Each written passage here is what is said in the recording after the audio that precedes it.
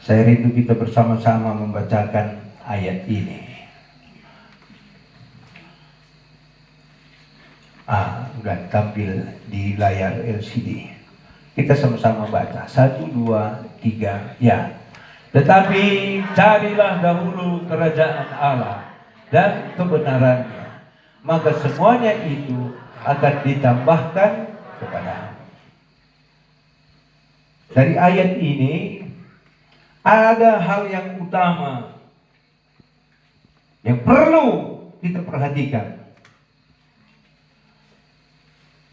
Yaitu apa? Kata carilah dahulu. Jadi kalau carilah dahulu, apa yang dicari? Kerajaan Allah dan kebenarannya. Berarti kata carilah dahulu, dikatakan kerajaan Allah dan kebenaran. Berarti itu yang paling utama yang harus kita cari dalam hidup ini. Maka setelah kita mencari yang utama atau yang terutama, maka yang berikutnya ini, maka semuanya itu hal-hal yang lain dalam kehidupan ini akan ditambahkan Tuhan. Nah, itu sebabnya tema KKR kita yaitu kebenaran yang membebaskan. Dari ayat ini, karena kita 2 malam nanti beribadah di sini, maka tema ini saya bagi 2. Yang pertama, malam ini kita berbicara tentang kebenaran, dan besok setelah kita menemukan kebenaran itu, maka kita akan dibebaskan. Dan dibebaskan dari apa saja, besok kita pelajari. Tapi malam ini kita khusus belajar tentang kebenaran. Siapa itu kebenaran? Tentu kita tahu, tadi kita nyanyi, aku jalan kebenaran dan jalan kehidupan. Siapa yang katakan itu? Yesus. Yesus. Berarti kebenaran itu adalah Yesus sendiri. Berarti kalau dikatakan carilah dahulu kebenaran itu, kerajaan Allah dan kebenarannya.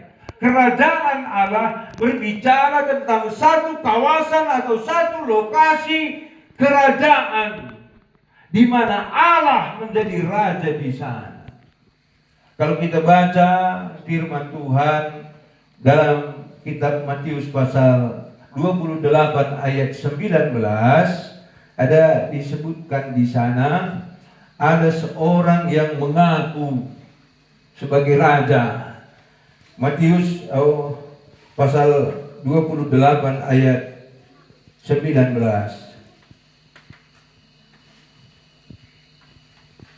Ayat 18 coba, ayat 18. Matius 28 ayat 18. Itu. Yesus mendekati mereka dan berkata, kepadaku telah diberikan segala kuasa di sorga dan di bumi. Berarti Yesus penguasa di sorga, amin. Amin. Yesus juga penguasa di bumi. Jadi berbicara kerajaan Allah berarti berbicara tentang Yesus yang menguasai sorga dan bumi, dan berbicara juga tentang Yesus yang adalah kebenaran itu sendiri. Tadi kita sudah nyanyikan di Yohanes 14 ayat 6. Akulah jalan dan kebenaran dan hidup.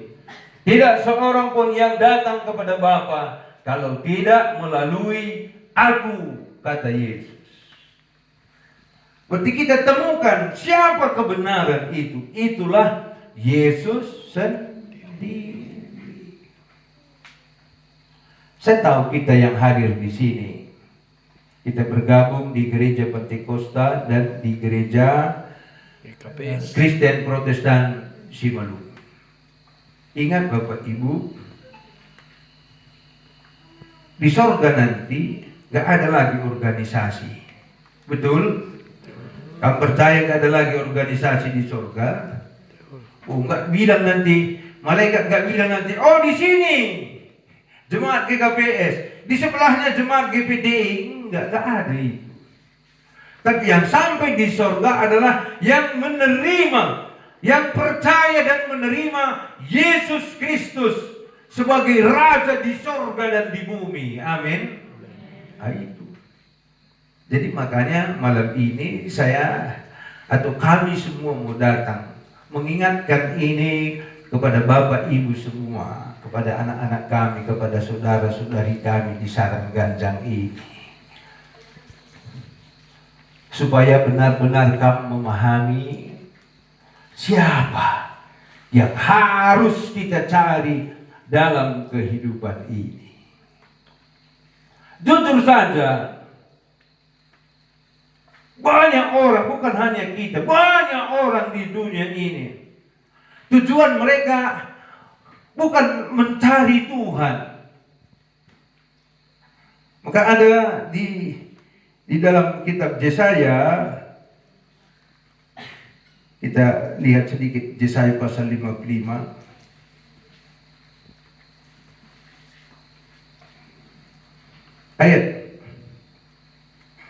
Ayat yang ke-6.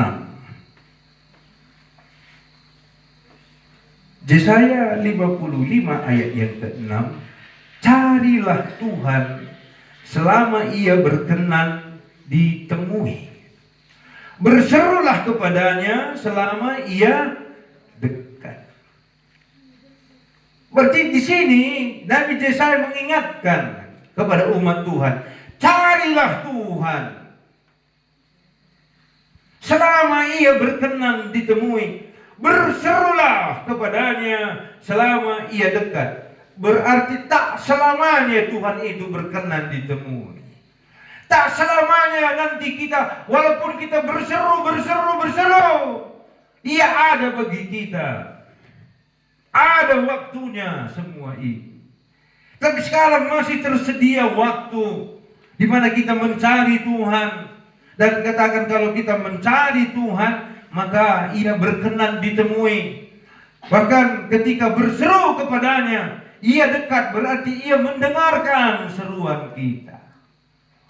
Jujur, orang dunia hari-hari ini bukan mencari Tuhan, tapi mencari uang. Sehingga selfie pun gini tangannya kan. Kamu pernah selfie atau foto bersama, oh bikin gayanya. Apa maksudnya ini? Duit kan? Karena apa? Memang kenyataannya begitu. Banyak orang mencari uang. Karena apa? Kalau sudah dapat uang, oh beres semuanya. Gak ada masalah lagi kalau banyak uang. Betulkah gak ada masalah kalau banyak uang? Orang mengumpul uang, mencari uang, mengumpul harta. Yang sebagian lagi sekolah terus, sekolah, kuliah terus untuk mendapatkan ilmu. Karena katanya kalau kita pintar, dibuktikan dengan ijazah, dengan titel kita yang berjejer. Kita orang hebat. Kalau kita orang hebat, mudah dapat pekerjaan. Dan kalau kita hebat, pekerjaan yang kita dapat itu gajinya besar, ujung-ujungnya uang juga.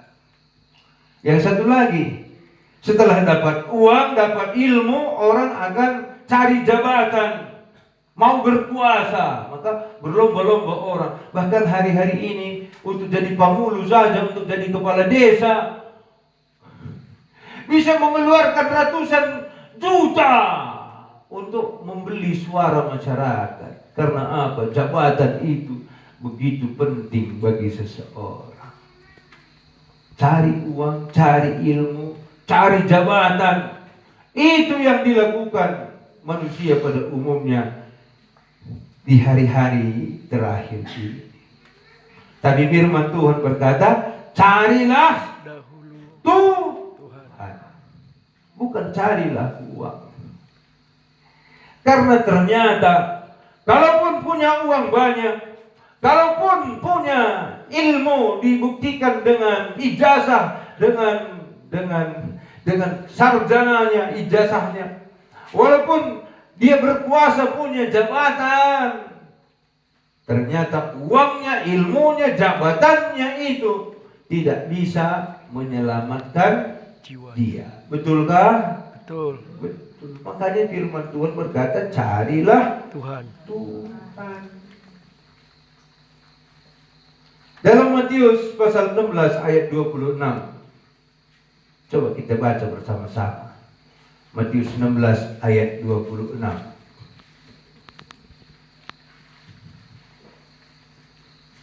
Di mana tadi Bang Bregan? Oh ya. Kita baca bersama ya, supaya lebih jelas kepada kita. 1, 2, 3, ya.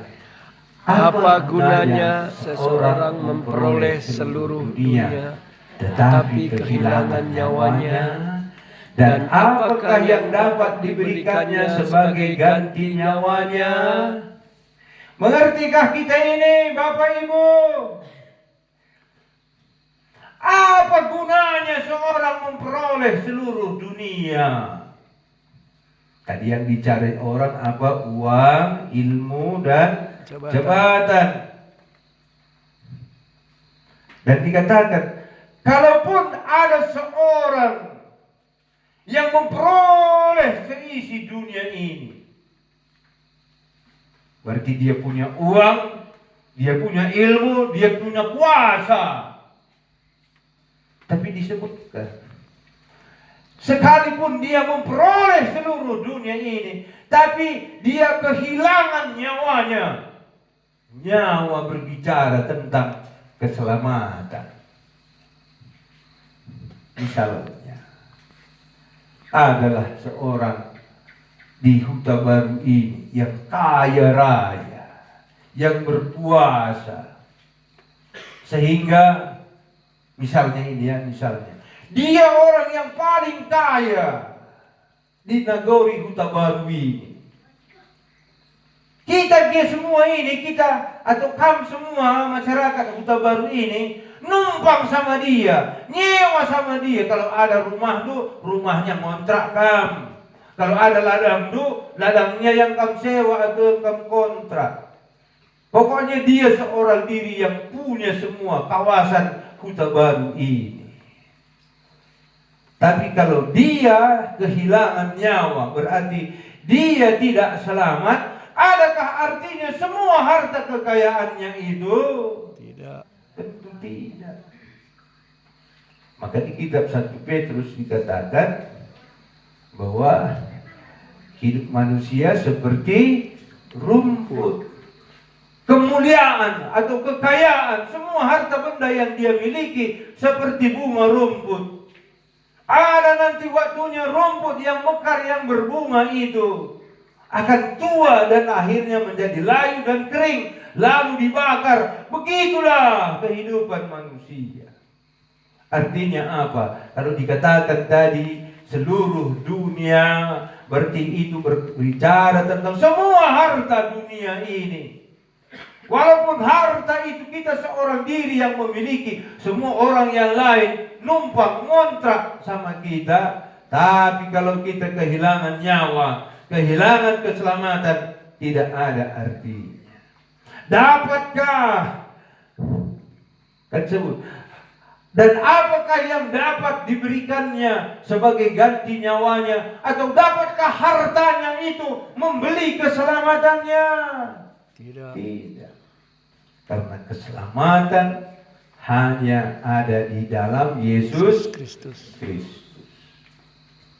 Nggak salah punya uang, nggak salah punya ilmu, nggak salah punya jabatan. Tapi yang menjadi salah apa? Karena mengejar uang, mengejar ilmu, mengejar jabatan, lupa kepada Tuhan. Ini masalahnya. Jadi saya berharap kita mengerti ini, kita sadar akan hal ini.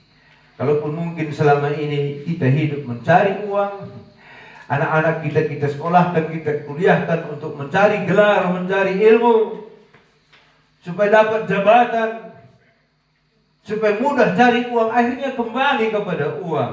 Dan disebutkan tadi di ayat ini, uang atau harta kekayaan duniawi tidak bisa membeli keselamatan kita. Amin. Karena keselamatan hanya kita peroleh karena kita percaya kepada Tuhan Yesus Kristus, Sang kebenaran itu. Amin. Amin.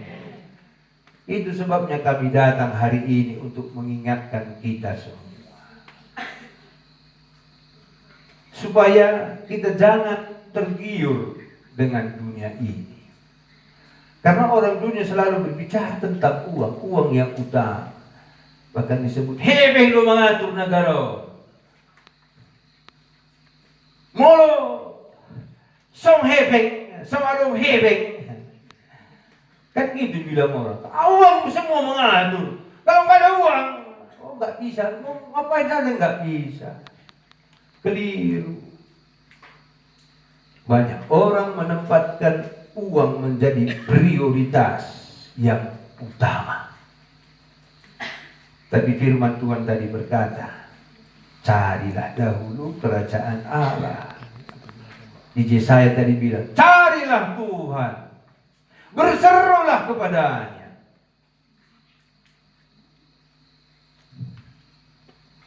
Maka malam ini kita akan sedikit lagi belajar betapa pentingnya Tuhan itu bagi kita. Sekalipun manusia di zaman sekarang menganggap uang lebih penting dari segalanya, tapi dari Alkitab, dari firman Tuhan, kita memahami bahwa Tuhanlah segalanya bagi kita. Amin. Amin. Karena hidup kita ditentukan oleh Tuhan. Bahkan termasuk cuaca juga ditentukan oleh Tuhan. Bahkan semua pekerjaan dan menyangkut keberhasilan kita, semuanya ditentukan Tuhan. Apalagi tentang napas hidup kita. Tuhan yang berikan, Tuhan yang atur. Kalau mau Tuhan beri, kalau mau Tuhan cabut, terserah Tuhan. Tak ada yang bisa menghalangi. Bapak Ibu percaya? Saya. Jadi berbicara tentang kebenaran adalah berbicara tentang Yesus sendiri. Berbicara tentang kebenaran berarti itu menyangkut keselamatan kita. Pertanyaannya sekarang, sudah seberapa lama kita menjadi pengikut Kristus atau disebut orang Kristen? Mungkin ya kita berkata, oh aku dari sejak kandungan pun sudah menjadi Kristen. Karena bapak ibuku adalah orang Kristen, maka aku dilahirkan di tengah-tengah keluarga Kristen. Sekarang kita merenung, berpikir. Saya sering katakan kepada jemaat, memeluk agama Kristen bukan menjadi jaminan selamat.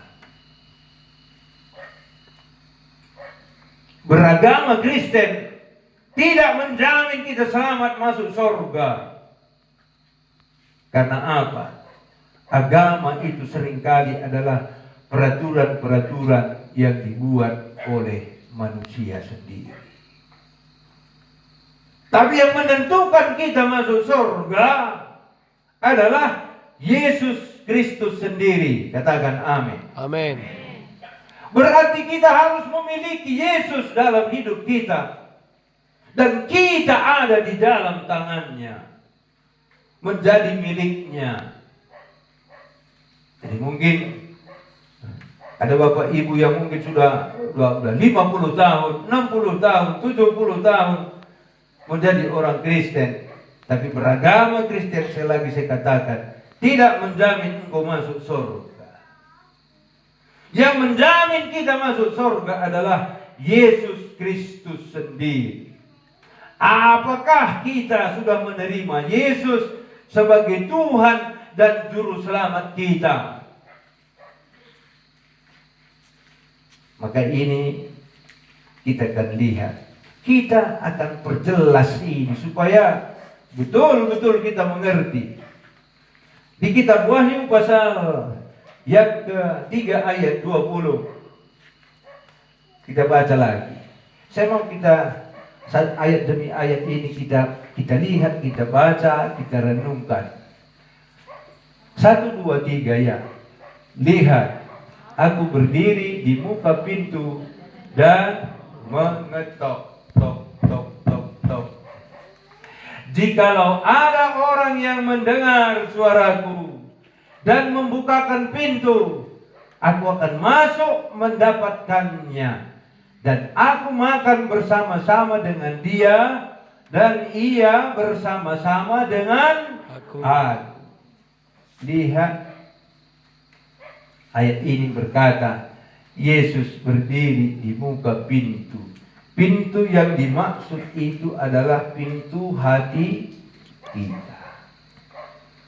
Maka ingat, setiap kali Yesus berdiri di pintu hati kita, dan dia berkata, dia mengetok. Misalnya, kita pulang nanti di sini, dari sini masuk ke rumah kita masing-masing, kita mau tidur. Ada orang yang mengetok. Kira-kira bersediakah kita membuka pintu untuk yang mengetok itu, atau kita biarkan saja? Tentu banyak jawaban kita kan. Ada mungkin yang bilang, oh, orangnya sudah tidur, jangan lagi ganggu. Padahal masih dia bersuara dari dalam kan. Aku sudah tidur, jangan ganggu, pergilah. Artinya tidak membuka pintu. Mungkin ada yang lain, walaupun tadi sudah mulai tidur, sudah mulai ngorok. Ada juga tutup ketok pintu. Siapa? Tiba-tiba kaget dan bangun. Siapa ini? Inang, naburu, nantulang, tolong bukakanlah. Baru ditanya dari dalam, siapa kau? Aku ini beremu. Baru bangun dia, dibukanya pintu. Ini persoalan kita kan. Ada yang peduli, ada yang tidak peduli. Maka Yesus bilang, aku berdiri di muka pintu dan mengetok. Barang siapa, jikalau ada orang yang mendengar suaraku dan membukakan pintu, maka aku akan masuk mendapatkannya. Bapak, Ibu, saudaraku, saudariku, Yesus sudah bilang ini, aku akan masuk mendapatkannya. Mengertikah kita tentang ini? Apakah Yesus sudah ada di hatimu? Karena dikatakan aku akan masuk mendapatkannya, berarti Yesus masuk ke dalam hati kita. Sudahkah ada Yesus di hatimu? Ini pertanyaan yang penting. Karena tadi kita sempat nyanyikan, dengar dia panggil nama saya. Coba kita nyanyi terus. Dengar dia panggil namamu, dengar dia panggil nama saya, juga dia panggil namamu. Oh, giranglah, oh, giranglah, Tuhan Yesus amat cinta pada saya. Oh, giranglah. Dari lagu ini sesuai dengan ayat ini. Yesus selalu berdiri di muka pintu hati kita. Dia mengetok hati kita. Apakah kita mendengarkan suaranya dan mempersilakan dia masuk dalam hati kita? Dan lagu ini tadi berkata, oh, bilanglah Tuhan Yesus amat cinta kepada saya, kepada Bapak, kepada Ibu, kepada kita semua. Amin. Amin. Kalau beberapa bulan yang lalu, bulan Desember, kita sudah bersama-sama merayakan Natal. Natal adalah hari kelahiran Yesus. Siapa Yesus? Dia adalah firman Allah yang menjadi manusia. Untuk apa dia menjadi manusia? untuk menebus kita semua orang-orang yang berdosa, supaya kita diselamatkan. Dan itu tujuan Yesus datang ke dunia. Jadi dia datang ke dunia, dan ayat ini sekarang dia selalu mengetuk pintu hati kita. Sebenarnya dia mau mengasihi, mencintai kita, menyelamatkan kita. Tapi apa respon kita? Apakah kita mendengarkan suara ketukannya itu dan mempersilahkan dia masuk, atau masa bodoh? Ini sekarang. Banyak orang masa bodoh, tak peduli tentang Tuhan. Apalagi hari-hari ini disibukkan dengan cara hidup orang dunia. Itu tadi, sibuk cari uang, sibuk sekolah, sibuk kuliah, sibuk ngejar jabatan. Itu semua yang dipikirkan manusia, sehingga lupa kepada Tuhan. Padahal Tuhan tiap-tiap hari mengetuk. Dia mengetuk pintu hati kita. Adakah kita mendengarkan suaranya? Adakah kita membuka hati untuk dia? Mempersilahkan dia masuk menjadi Tuhan, menjadi Raja, bahkan berkuasa dalam hidup kita? Ini harus kita jawab malam hari ini. Selama kita masa bodoh tentang Tuhan, selama kita masa bodoh tentang hal-hal rohani, maka sebenarnya itu jawaban sudah jelas. Sebenarnya kita belum menerima Yesus dalam hidup kita. Kalau misalnya hari Minggu pun kita malas ke gereja, mungkin ada alasan, ada pesta hula-hula di sana, atau mungkin ada pekerjaan yang belum selesai.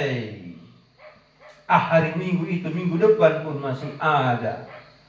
Itu salah satu ciri bahwa sebenarnya kita belum mengutamakan Tuhan. Di ayat awal tadi kan, carilah dahulu kerajaan Allah dan kebenaran. Kalau misalnya ada ibadah rayon misalnya, tapi karena mungkin capek tadi kerja dari ladang, capek tadi udah ngantuk, gak usah lah, sekali lagi lah. Ini menunjukkan sebenarnya bahwa kita belum mengutamakan Tuhan. Tapi ingat ibu, ingat bapak, ingat ayat ini. Yesus selalu berdiri di muka pintu hati kita. Dia selalu mengetuk. Adakah kita mendengarkan suaranya dan mempersilahkan dia masuk? Dan dia masuk bukan sebagai tamu, tapi sebagai Tuhan, sebagai Raja dalam hidup kita. Itu akan menunjukkan siapa kita di hadapan Tuhan. Maka kita lihat,